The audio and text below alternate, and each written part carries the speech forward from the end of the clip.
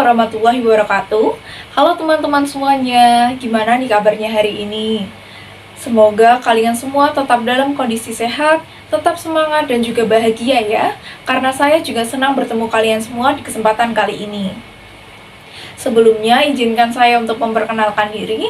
Nama saya Kartika Kumalasari, mahasiswa dari Prodi Kesehatan Masyarakat, Fakultas Kedokteran, Universitas Negeri Semarang dengan NIM 641142260.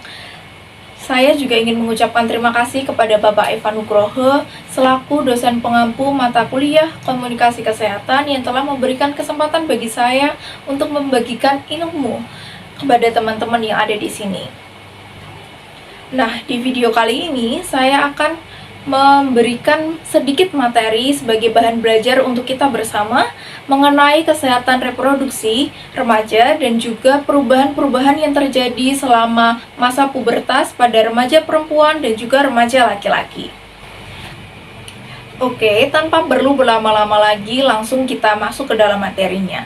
Pertama, kita kenalan dulu yuk. Apa sih itu kesehatan reproduksi? Kesehatan reproduksi adalah kesehatan secara fisik, mental, dan juga kesejahteraan sosial yang secara utuh berhubungan dengan fungsi, sistem, dan juga proses reproduksi yang bebas dari penyakit dan juga kecacatan. Lantas, mengapa remaja perlu untuk mengetahui tentang kesehatan reproduksi? Karena masa remaja adalah masa peralihan dari masa kanak-kanak menuju masa dewasa. Menurut WHO sendiri, masa remaja merupakan periode usia 10-19 tahun.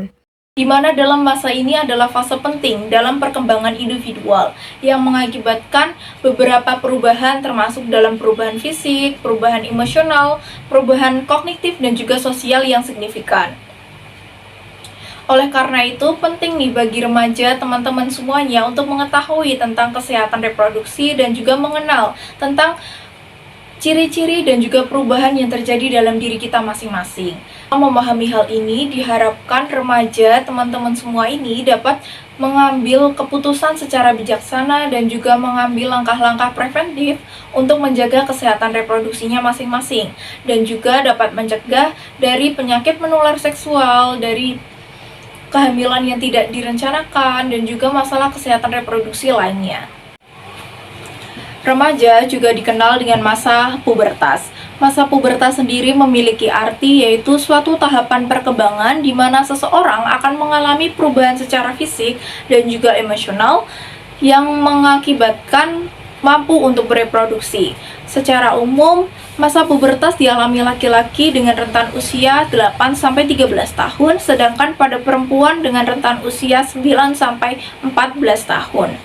Selama masa pubertas ini terjadi perubahan secara fisik dan juga emosional pada remaja perempuan dan juga laki-laki. Hal ini diakibatkan oleh perubahan hormon yang terjadi dalam diri selama masa pubertas. Hal ini juga menimbulkan adanya ciri-ciri primer dan juga sekunder yang dialami oleh remaja perempuan dan juga remaja laki-laki. Selanjutnya, kita akan membahas mengenai ciri-ciri primer dan sekunder pada remaja laki-laki dan perempuan selama mengalami masa pubertas. Pada remaja laki-laki, ciri-ciri primernya adalah mengalami mimpi basah. Mimpi basah merupakan suatu peristiwa alami yang ditandai dengan keluarnya cairan sperma melalui alat reproduksi laki-laki. Hal ini ditandai karena adanya peningkatan hormon testosteron di dalam tubuh. Sedangkan ciri-ciri primer pada remaja perempuan adalah mengalami yang namanya menstruasi. Menstruasi di hari pertama disebut dengan menarche. Menstruasi sendiri merupakan suatu proses di mana dinding rahim pada perempuan mengalami penebalan yang mengandung banyak pembuluh darah yang dipersiapkan untuk masa kehamilan. Namun apabila tidak terjadi pembuahan, maka dinding rahim tersebut akan luruh dan mengakibatkan keluarnya darah melalui vagina. Menstruasi sendiri terjadi kira-kira 14 hari setelah masa ovulasi. Siklusnya selama 7-14 hari. Terjadinya kedua hal ini merupakan hal yang normal dan secara biologis menandakan bahwa alat reproduksi laki-laki dan perempuan sudah matang. Setelah ini kita akan membahas mengenai ciri-ciri sekundernya. Ciri-ciri sekunder ini adalah ciri-ciri yang dapat dilihat dari fisiknya. ciri-ciri sekunder pada laki-laki terdiri dari yang pertama ada tumbuhnya rambut di area wajah seperti pada bagian janggut dan juga kumis, serta di area tubuh lainnya seperti pada ketiak, lengan, kaki, dan juga di area organ intimnya. Lalu tubuhnya jakun dan suara mulai menjadi lebih besar atau lebih berat akibat penebalan pita suaranya selama masa pubertas. Dada menjadi lebih bidang, masa tubuh menjadi lebih besar akibat otot yang menjadi lebih besar. Lalu munculnya jerawat pada area wajah atau area punggung akibat produksi minyak yang berlebihan. Selanjutnya, ciri-ciri sekunder pada perempuan yaitu payudara mulai membesar, pinggul mulai membesar, berat badan menjadi lebih cepat naik, pita suara atau suara menjadi lebih rendah dan melengking, lalu tumbuhnya rambut di area ketiak dan juga alat organ kelaminnya, lalu munculnya jerawat juga di area wajah ataupun di punggung akibat produksi minyak yang berlebihan. Selain pada perubahan fisik, selama masa pubertas ini juga mengalami perubahan secara emosional atau secara psikis pada remaja laki-laki ataupun remaja perempuan. Perubahan emosional ini terdiri dari munculnya emosi yang tidak stabil. Umumnya, remaja akan mengalami masa di mana ia merasa lebih sensitif, lebih mudah marah, ingin lebih menyendiri, memiliki rasa ingin tahu yang besar, ingin mencoba hal yang baru, lalu mencari jati dirinya dengan mengembangkan melalui kegiatan ataupun hobi yang disenangi, lalu mulai percaya diri atau mulai belajar untuk mandiri. Setelah itu kemudian munculnya perasaan tertarik kepada lawan jenisnya. Oke, dari awal kita sudah membahas mengenai kesehatan reproduksi, pentingnya menjaga kesehatan reproduksi, lalu ada materi mengenai masa remaja dan juga masa pubertas. Selain itu, kita juga sudah membahas tentang ciri-ciri atau perubahan fisik dan emosional yang berubah dari masa anak-anak ke masa remaja, baik pada remaja laki-laki ataupun pada remaja perempuan. Jadi, kita sudah paham ya bahwa telah terjadi perubahan fisik terutama pada organ reproduksi pada remaja, sehingga pada bagian ini kita perlu tahu nih bagaimana sih cara untuk menjaga, memelihara kebersihan dan kesehatan pada organ reproduksi. Terdapat beberapa cara yang perlu dilakukan untuk menjaga organ reproduksi kita agar tetap bersih dan juga sehat. Yang pertama adalah untuk membasuh atau membilas organ intim menggunakan air bersih dan juga air yang mengalir. Kemudian dikeringkan lalu menggunakan tisu atau handuk sebelum kembali menggunakan celana dalam. Hal ini dilakukan untuk mencegah terjadinya kelembapan pada organ intim dan sehingga dapat mencegah tumbuhnya jamur atau bakteri yang dapat menyebabkan iritasi atau gatal-gatal pada organ intim remaja.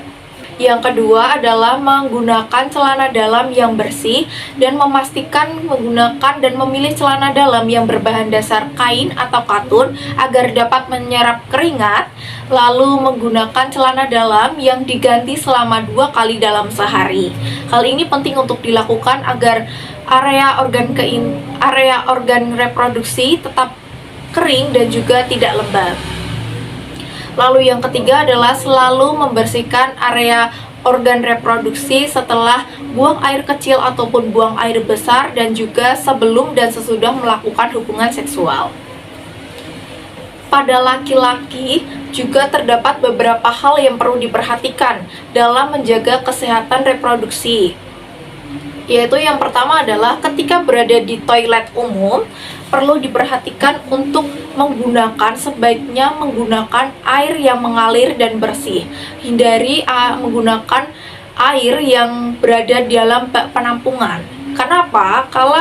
Karena pada toilet umum beresiko untuk digunakan lebih banyak orang sehingga dalam air penampungan tersebut berkemungkinan dapat mengandung jamur atau bakteri yang dapat mengiritasi dan menyebabkan gatal-gatal pada organ intim reproduksi laki-laki. Hal ini juga penting untuk diingat pada perempuan. Lalu yang kedua adalah mencukur rambut kemaluan secara berkala atau secara rutin dan memastikan agar tetap pendek. Hal ini dilakukan untuk mencegah tumbuhnya jamur di area organ intim. Hal ini juga bisa dilakukan untuk perempuan. Lalu yang ketiga adalah tetap menggunakan air bersih untuk membasuh area organ intim dimanapun berada, baik di toilet umum ataupun di kamar mandi sendiri. Lalu yang keempat yaitu adalah disarankan bagi laki-laki untuk melakukan sunat. Hal ini dilakukan untuk mencegah agar tidak terjadi penumpukan kotoran pada lipatan di luar penis. Selanjutnya, pada perempuan juga terdapat beberapa hal yang perlu diperhatikan dalam menjaga kebersihan organ reproduksi. Terutama hal ini berkaitan dengan menstruasi, karena setiap perempuan normalnya mengalami menstruasi setiap bulannya. Lalu apa saja sih yang perlu diperhatikan? Yaitu yang pertama adalah ketika menstruasi adalah perlu diperhatikan untuk menggunakan pembalut yang bersih dan memastikan untuk mengganti pembalut tersebut secara teratur setiap 2-3 kali dalam sehari, atau setiap 4 jam sekali, atau setiap ketika kita setelah melakukan buang air kecil atau buang air besar, atau setelah kita selesai mandi, ataupun setelah pembalut tersebut terasa penuh akan darah. Lalu yang kedua adalah apabila kita menggunakan pembalut yang sekali pakai, perlu diperhatikan dalam proses pembersihan pembalut tersebut sebelum akhirnya akan dibuang, yaitu dengan cara pembalut harus dibilas dengan bersih, lalu kemudian baru dibungkus dengan plastik, setelah itu baru bisa dibuang ke tempat sampah. Yang ketiga adalah apabila menggunakan pembalut yang berbahan dasar kain atau handuk yang normalnya dapat digunakan berkali-kali, maka yang perlu diperhatikan adalah proses pencucian dalam pembalut tersebut. Proses pencucian ini harus dilakukan dengan bersih. Hal ini perlu dipastikan kebersihannya, lalu kemudian dijemur hingga kering. Setelah itu baru disetrika untuk membunuh kuman dan jamur yang menempel pada pembalut kain tersebut sebelum kembali untuk digunakan. Lalu yang keempat adalah hindari penggunaan panty liner secara terus-menerus, karena hal ini dapat menyebabkan iritasi pada area organ kewanitaan. Yang kelima adalah hindari penggunaan cairan khusus pembersih area vagina atau area kewanitaan, karena dapat mengganggu keseimbangan pH dalam vagina. Apabila hal ini dilakukan secara terus-menerus, maka dapat menyebabkan membunuh bakteri baik yang ada dalam vagina, sehingga dapat menyebabkan iritasi dan juga gatal-gatal pada organ intim kewanitaan. Setelah mengetahui hal-hal yang penting diperhatikan dalam menjaga kesehatan reproduksi pada laki-laki dan juga perempuan, penting juga untuk kita mengetahui beberapa hal yang dapat menghindarkan kita dari perilaku seks yang beresiko. Hal berhubungan seks yang aman merupakan salah satu cara yang dapat dilakukan agar menjaga alat reproduksi kita menjadi sehat dan juga terhindar dari penyakit menular seksual. Hal yang dapat dilakukan adalah dengan menggunakan alat kontrasepsi saat melakukan hubungan seks, yaitu bisa menggunakan kondom atau pil KB ataupun pil IUD ataupun yang lainnya. Lalu yang kedua adalah tidak bergonta-ganti pasangan. Hal ini perlu diperhatikan karena dengan bergonta-ganti pasangan akan sangat beresiko untuk menularkan penyakit-penyakit menular seksual lainnya. Jadi hal ini penting untuk dihindari. Lalu yang ketiga adalah menjaga kebersihan area kewanitaan atau area organ intim, bukan hanya pada wanita tetapi juga pada laki-laki, dengan membersihkannya sebelum dan setelah melakukan hubungan seks. Lalu yang keempat adalah mengecek kembali riwayat seksual pada diri sendiri dan juga pasangan sebelum melakukan hubungan seksual. Lalu yang kelima adalah melakukan pemeriksaan kesehatan secara berkala ke rumah sakit ataupun ke dokter untuk menghindari hal-hal yang tidak diinginkan terhadap penularan penyakit-penyakit menular seksual lainnya. Sekian materi yang dapat saya sampaikan. Saya mengucapkan permohonan maaf untuk segala kesalahan dalam penyampaian materi ini, baik disengaja ataupun tidak disengaja. Saya juga mengucapkan terima kasih dan juga semoga materi yang telah saya sampaikan dapat bermanfaat bagi teman-teman yang telah menonton video ini.